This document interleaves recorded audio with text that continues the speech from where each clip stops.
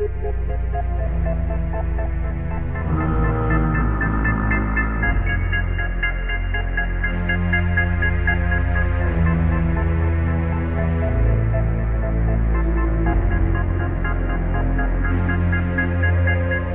travellers, I'm weird fiction author Tim Mendees, and today we're on the trail of one of my literary heroes, Montague Rhodes James. I'm in the West Suffolk village of Great Livermere, 5 miles north of Bury St Edmunds, where M.R.James lived as a boy from the age of 3. He was born in Goodnestone, Kent on the 1st of August 1862 and moved 3 years later when his father, Herbert Rhodes James, took up the role of rector of the village church, and he lived here at Livermere Hall. As we walk around today, we'll see some of the locations that inspired some of M.R. James's stories, as well as some breathtaking landscapes.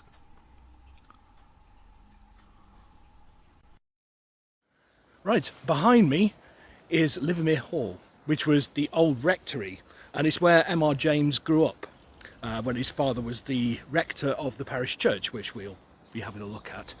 Now, it was here that provided the inspiration for the house in the ash tree. When it comes to the descriptions of the house, he's describing that. Also, in a vignette, when he talks about seeing somebody at the gatepost, we've just seen the gatepost down there, and it's one of those windows just behind me that he was looking out of in his dream and saw the face and all the rest of it. While describing Castringham Hall in Suffolk, M.R. James writes in the Ash Tree, "Everyone who has travelled over eastern England knows the smaller country houses of which it is studded. The rather dank little buildings, usually in the Italian style, surrounded with parks of some 80 to 100 acres.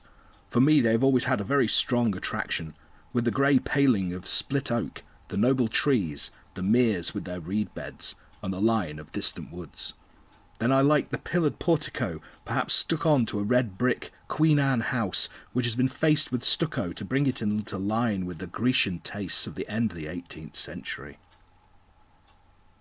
While speaking directly of Castringham Hall, M.R. James writes, "Italian portico, square block of white house, older inside than out, park with a fringe of woods, and a mere."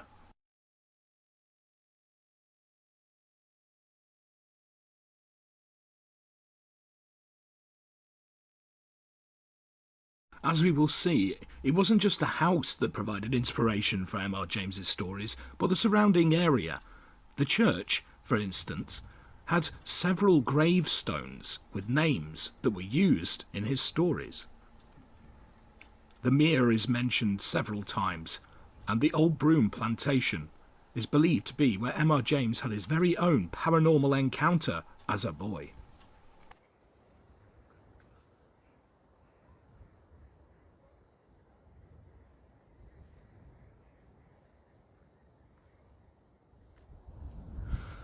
We're in Great Livermere at St. Peter's Church, which is a 12th century church, and it was here that M.R. James's father was the rector up until when he died.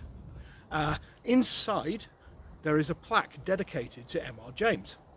When they put it in and had it dedicated, they actually got a local historian to come in, and he read a vignette which is believed to be set here in the manor house over there when he was a boy. They believe it was a nightmare of a ghostly encounter, which was basically the basis for the story of Vignette, which happened to be M.R. James's last story, and it was actually published posthumously. But yeah, the plaque inside is really nice. It's a lovely church. They've actually got some really nicely preserved 14th century wall paintings. It's a great little place. In September 1998, a special service of evensong was held to give thanks for the life of M.R. James, here at Great Livermere Church, and a plaque was dedicated to his memory, arranged by members of the Ghost Story Society and arranged by the nephew of the writer. The service also included a masterly reading by Robert Johnson of a vignette.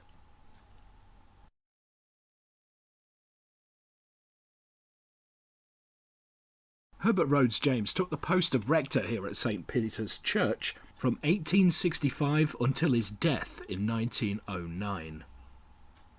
St. Peter's Church is a 12th century thatched church topped by a weatherboarded belfry. The walls are 13th century.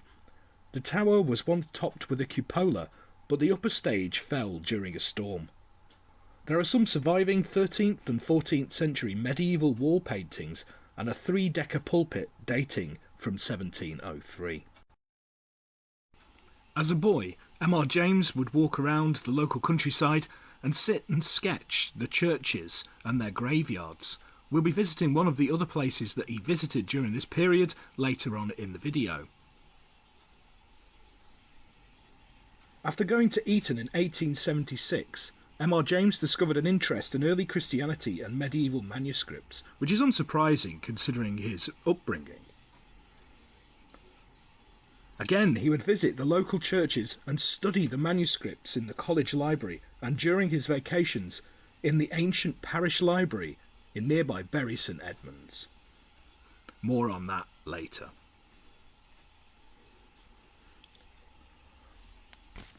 At the west end of the church is a hanging sign depicting a falcon. The sign records an inscription on a barely legible headstone just right of the south door.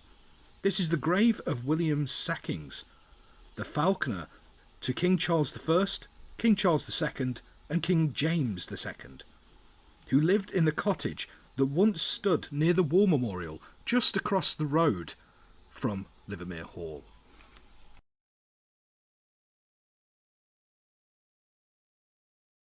In the graveyard of St. Peter's Church we find more inspiration for M.R. James's stories. On the headstones, such names can be seen as Gaudy and Mother Soul. Mother Soul is a curiously local name, and there are several headstones dedicated to members of that line. Unfortunately, the one dedicated to Gaudy has been effaced by weather ink over the years and is no longer legible, but several bearing the name Mother Soul can still be seen.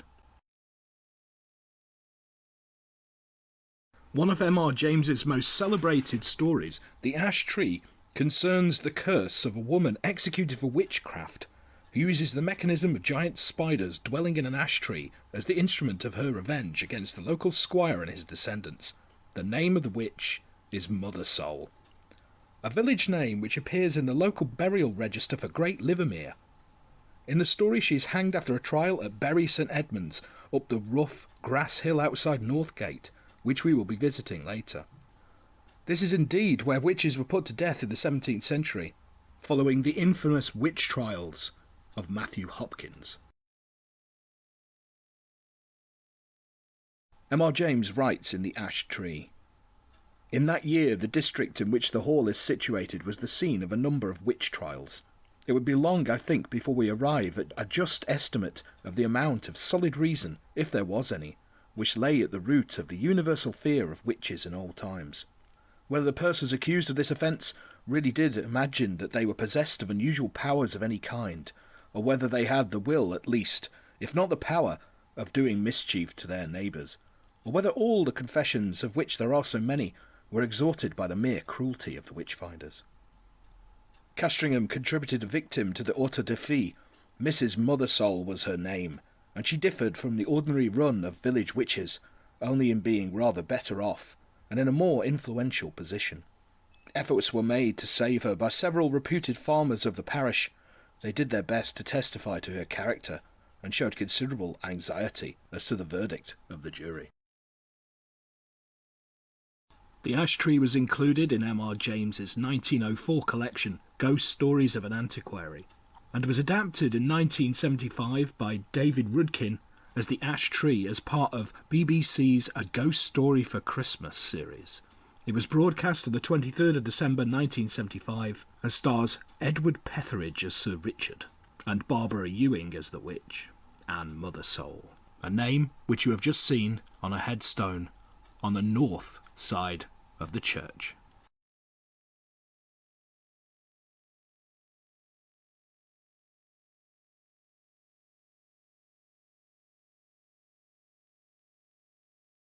Leaving the confines of St. Peter's Church via a gate in the rear of the graveyard, we are instantly greeted by a flat expanse of wilderness leading down to the mere. It's easy to see why this landscape had such an influence on M.R.James's stories. It is at once beautiful and bleak.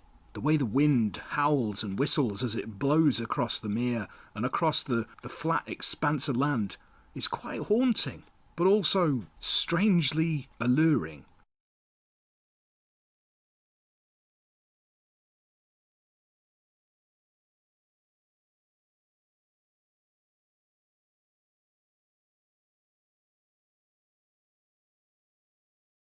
The mere itself was originally two different bodies of water that were conjoined to create what we can see today. In the 1740s, Baptist Lee of Livermere and Lord Calthorpe of Ampton joined their parks by developing a serpentine long water to link Broadwater and Ampton Water. It's a beautiful place and home to a wide array of waterfowl. I don't think I've ever seen so many ducks in all my life. It was quite impressive. From one side of the mere you can see over to the ruins of an old church, and from the other side you can see St. Peter's Church, where M.R.James grew up. Looking west, the foreboding mass of trees is none other than the Old Broom Plantation, which M.R.James discusses in his story A Vignette, which is believed to be autobiographical. Right, behind me is the Old Broom Plantation. Now, unfortunately, my plan was to go in there, have a walk around, go through the trees, all the rest of it. I've even got a hooded jumper in there, so I was going to reenact the haunting. But we can't get over there because the bridge is closed, because it's unsafe due to storms and all that kind of stuff. But anyway, it's believed A Vignette was based on two separate experiences that M.R.James had.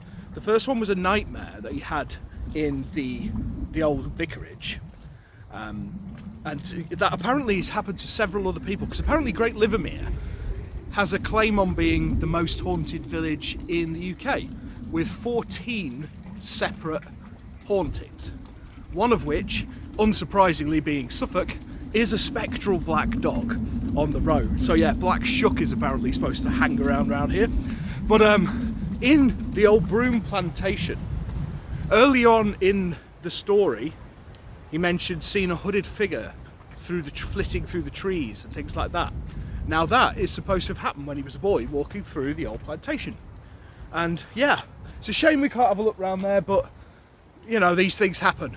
But anyway, yeah, so that's the Old Broom Plantation. We've had a look at Great Livermere. Now what we're also going to do, when we get back into Bury, we're going to have a look at the hill where Mother Soul was hung, because it's the site where, after the Matthew Hopkins witch trials, all the witches were executed.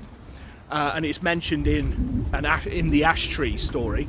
It actually mentions it's mentioned that she was taken north of the North Gate, up a hill, and executed, and that's Dingo Hill. We're going to have a look there. We're going to also have a look at a few other locations around Bury, like the Athenaeum, where he did his lecture on the Bury St Edmund's Abbey and all that kind of stuff. So yeah, but anyway, that is Great Livermere and the surroundings where M.R.James grew up.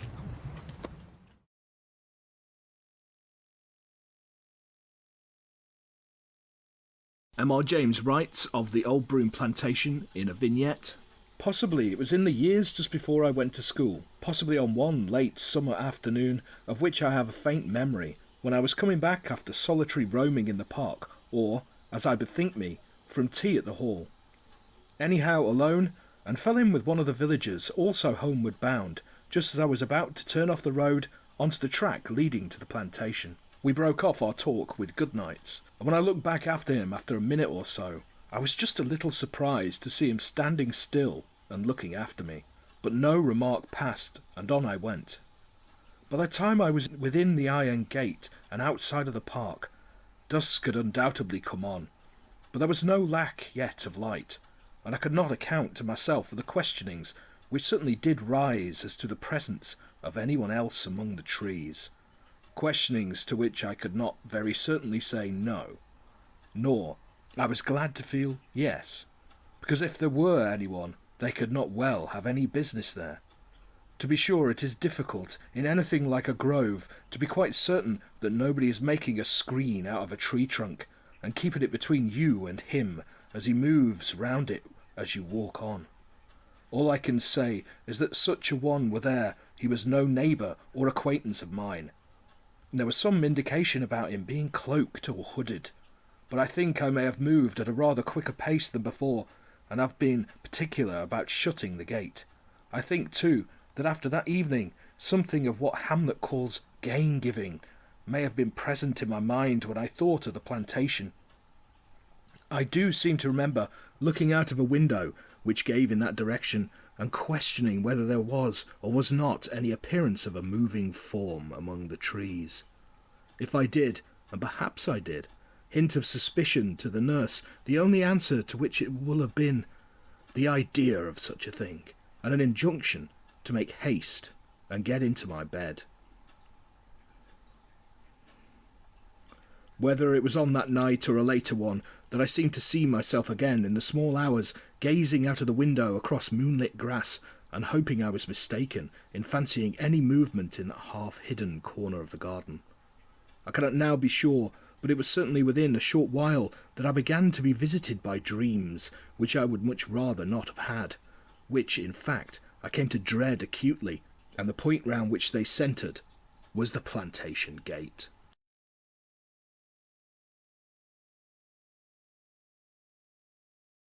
A vignette was the final story that M.R.James wrote, and was published 5 months after his death in the London Mercury Literary Journal. It is just over 2,000 words long, and is one of the author's shortest stories, and to my mind, considering its potential for haunting images of shadowy shapes flitting through the trees, and a menacing shadow lurking at the gates, it would lend itself rather well to the 30-minute format of the recent run of A Ghost Story for Christmas BBC television series. To my mind, it would work better than some of the longer stories which have a more convoluted plot that need longer time to breathe. I think the scenes in this would lend well to the current treatment.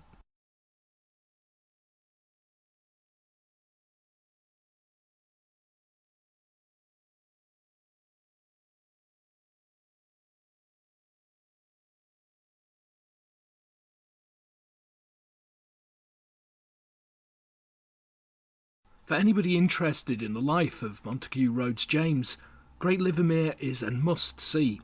Even in the depths of winter, it is a beautiful location with some impressively interesting buildings and scenery.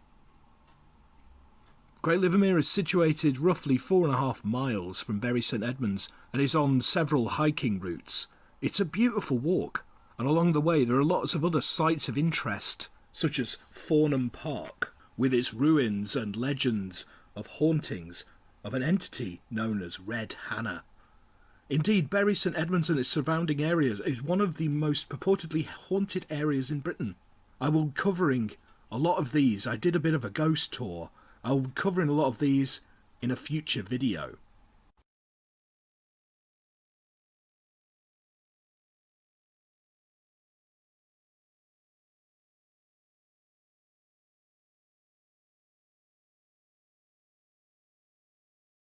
If you are thinking of visiting Great Livermere, I strongly advise you to make first to the church, where inside you can find a leaflet provided by the Suffolk Council, which provides you with 2 walking routes around the area and around the old Broom plantation. We followed this, but unfortunately we went the wrong way round and couldn't get into the old Broom plantation proper, so the footage you're seeing is from the edges of it towards Ampton. Ampton itself is a lovely little village with an impressive manor house, and as a child, M.R.James used to come here and sketch the church.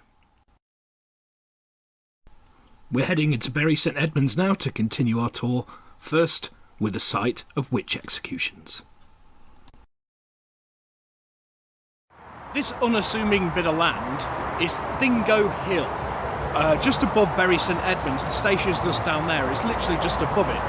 And this is where witches were executed after the Matthew Hopkins trials. and it's mentioned in the ash tree by M.R.James. The Mrs. Mothersole was found guilty and condemned to die. She was hanged a week after the trial with 5 or 6 more unhappy creatures at Bury St Edmunds. Yeah, it's a reference that they were hung just off the north gate up a hill, which is exactly where I'm standing now. So yeah, this is where witches were executed.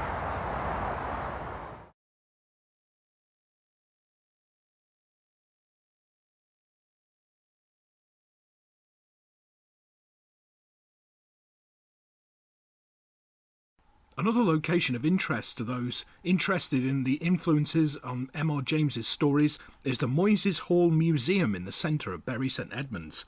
It houses a permanent crime and punishment and witchcraft exhibition, complete with mummified cats, a book bound in human skin, and the scalp of Red Barn murderer William Corder. It's a really interesting location in and of itself. It was once a workhouse, police station and jail, and has been the focus of ghost stories for centuries, the oldest of which dates back to 1328.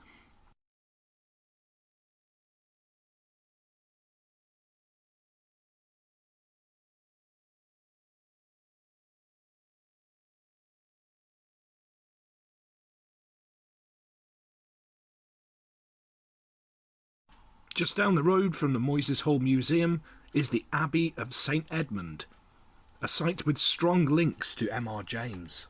In 1882, M.R.James was awarded a scholarship at King's College in Cambridge, where he gained a double first in classics. Although his father wanted him to enter the church, he instead chose an academic career, eventually becoming Provost of King's and Vice-Chancellor of the university. In 1886, he was appointed Assistant Director and later Director of the Fitzwilliam Museum in Cambridge.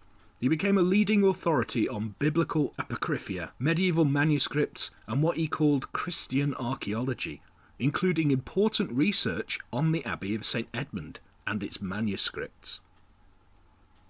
In 1895, he published a 2-part volume on the Abbey of St Edmund at Bury, the first part being a catalogue of the 2,500 manuscripts originally held in the Abbey Library, including the famous Bury Bible, now in Corpus Christi College, and the second, a detailed plan and description of the Great Abbey Church.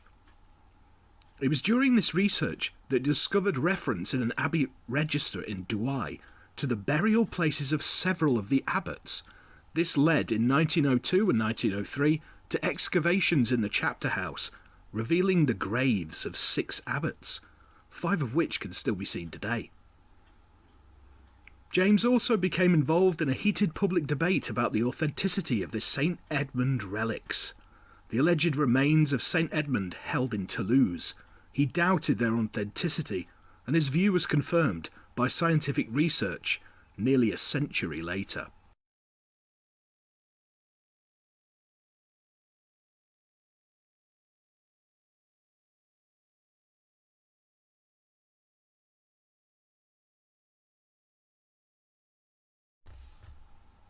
Four years before his death, on the 21st of April 1932, he gave his public lecture on the Abbey Church at Bury at the Athenaeum, summarising his lifetime's research in an imaginary tour of the Abbey Church in its heyday.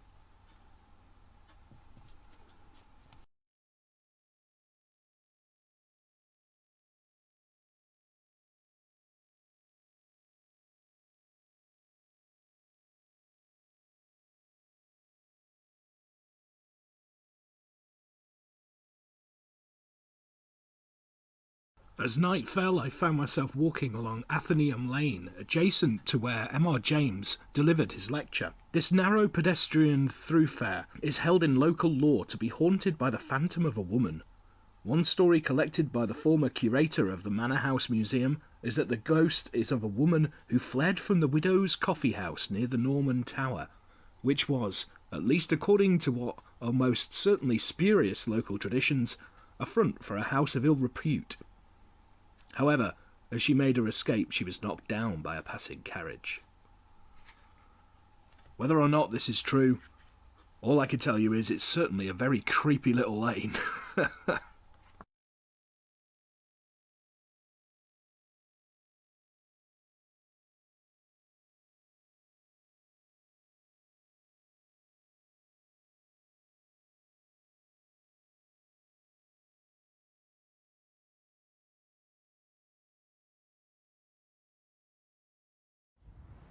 I'm standing outside the Athenaeum in Bury St Edmunds, which is just over the road from the Abbey Gardens. Now this is where M.R.James famously gave his lecture on the Abbey. And last year in 2022, Robert Lloyd Parry of Nunkey Productions performed a reconstruction of the event in this very room. Now also other guests that have appeared here are Charles Dickens and Thackeray. Now Dickens actually stayed at the Angel Hotel just over there, which we're going to go and have a look at. And he also immortalised it in the Pickwick Papers. Now, just round the corner is Athenaeum Lane, where it's said on dark and misty nights you will hear spectral footsteps following you down the street, and people have also seen the Grey Lady. Now you see St Mary's Church is up there where she famously haunts the graveyard, so it makes perfect sense. This is part of the Grey Lady walk, and just the other side of the Athenaeum, down the main road, is where you see the spectral monks headed to the Norman Tower. So you've got the Grey Lady that side and the monks that side. It's got to be one of the most allegedly haunted bits of anywhere, really. It's brilliant. The handwritten notes of James's lecture were found just 4 years ago in a Cambridge University library by Dr. Richard Hoggett while he was preparing a heritage assessment on the Abbey. Dr. Hoggett transcribed the notes and edited and published them in the Proceedings of the Suffolk Institute of Archaeology and History in 2020. As mentioned, Charles Dickens stayed at the Angel Hotel, which is literally just over the road from the Athenaeum. It's not known whether Montague Rhodes James stayed here, but it's a safe bet, really. It's the nearest hotel, and it's a beautiful place. I hope you've enjoyed today's video. I thank you all for watching. If you enjoyed it, please like and hit subscribe to get notifications of when there is more videos and podcasts and things of that nature. I'm Tim Mendees, and I thank you all for your time. Good night.